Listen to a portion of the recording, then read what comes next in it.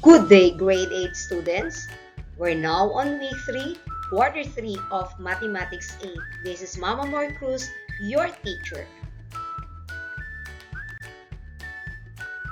Our today's discussion is all about triangle congruence. Here, we are expected to define and illustrate congruent triangles. Name the corresponding congruent parts of congruent triangles.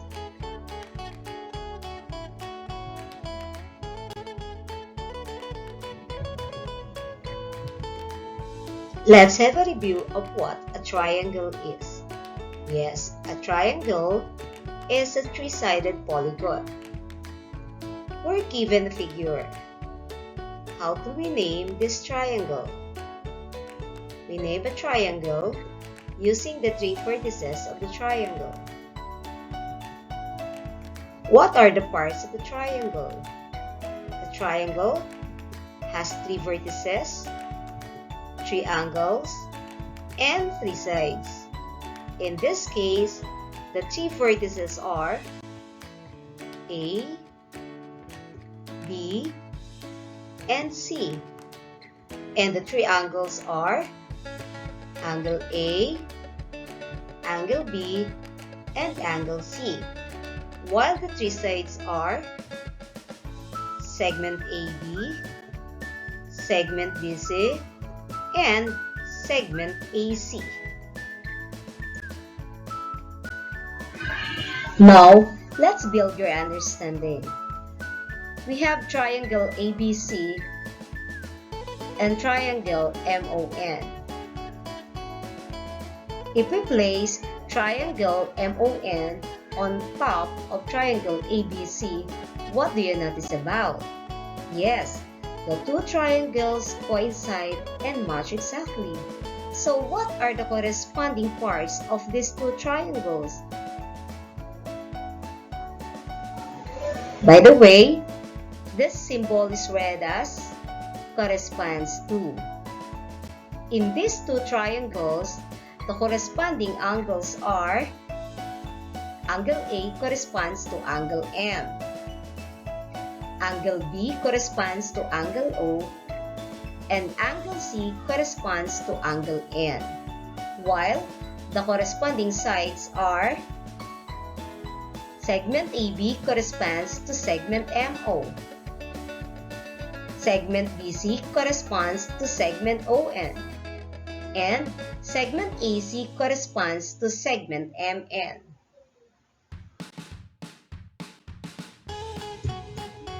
Again, let's put triangle MON on top of triangle ABC.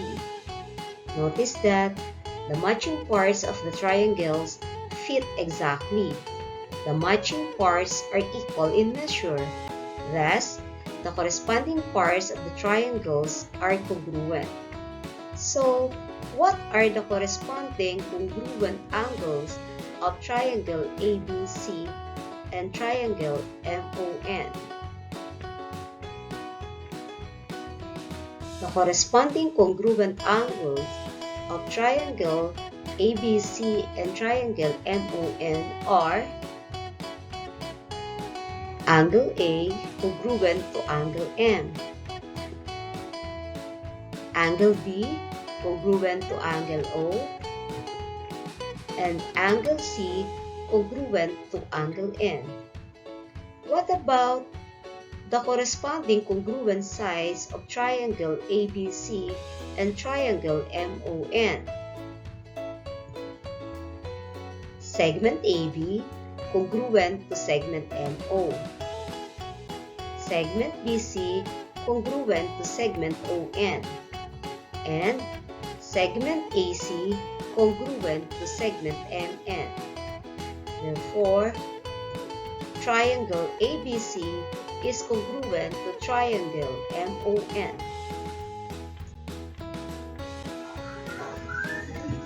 When are two triangles congruent? two triangles are congruent if and only if their corresponding sides and angles are congruent. Let's consider this example. We are asked to name the corresponding congruent parts of the given triangles.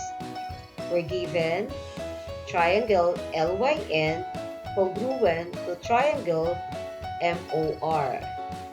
So, the corresponding congruent angles of the given triangles are angle L congruent to angle M,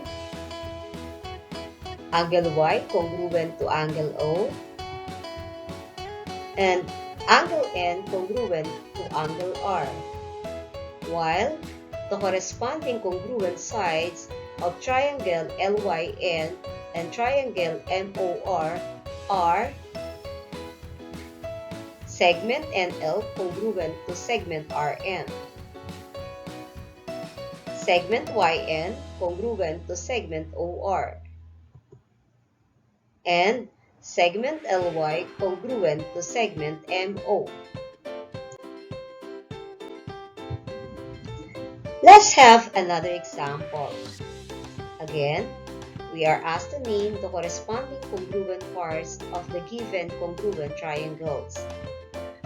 We're given triangle LOE congruent to triangle VEO. The corresponding congruent angles are angle L congruent to angle V, angle LOE congruent to angle VEO, and angle LEO congruent to angle VOE, while the corresponding congruent sides are segment LO congruent to segment VE, segment LE congruent to segment VO, and segment OE congruent to segment OE.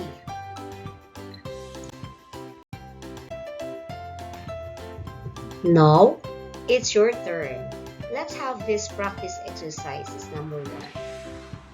You're given triangle JOY congruent to triangle FUL. Name the pairs of congruent sides and congruent angles.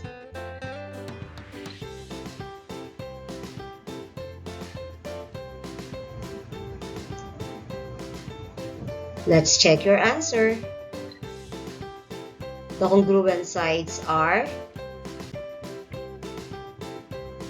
segment JO congruent to segment FU,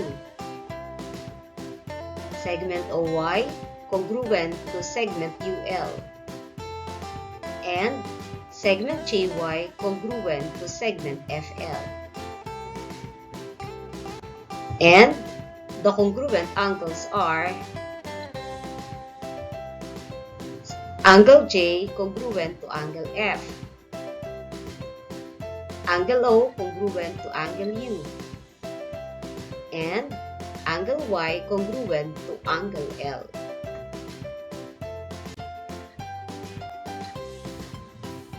Let's have the second one. Listed below are the 6 pairs of corresponding parts of 2 congruent triangles. Name the 2 congruent triangles.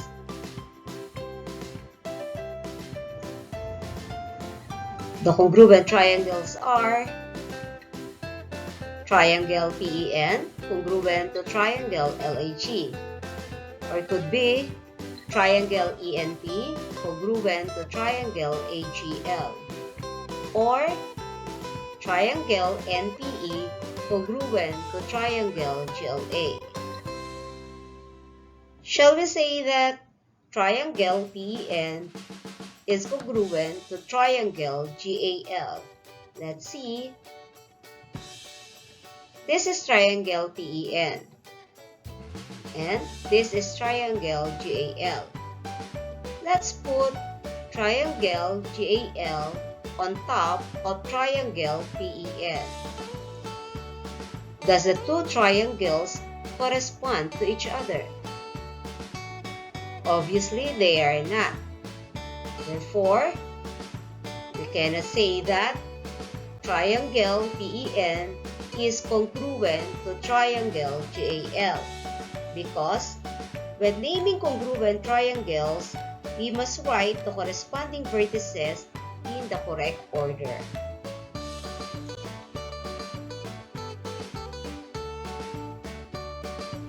To sum up our discussion, again, when are two triangles congruent? Two triangles are congruent if and only if their corresponding sides and angles are congruent.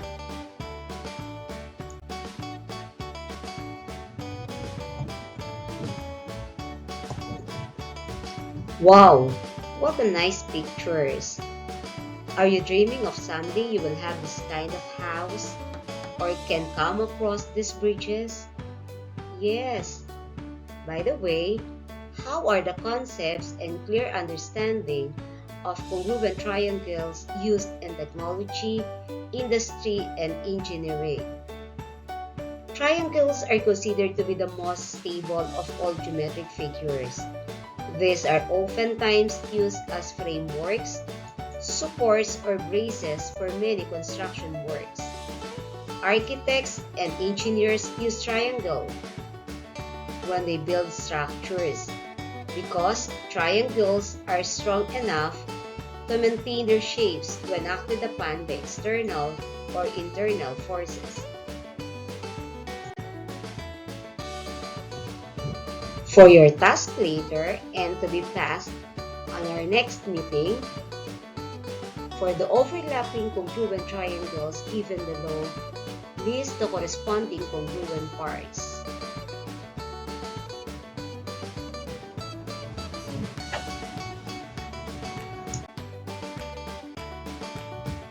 Let's think of this. Congruence is synonymous to compatibility. Do you count compatibility as a factor in dealing with people? How do you treat people whom you are not compatible with? For your answer, PM is the key.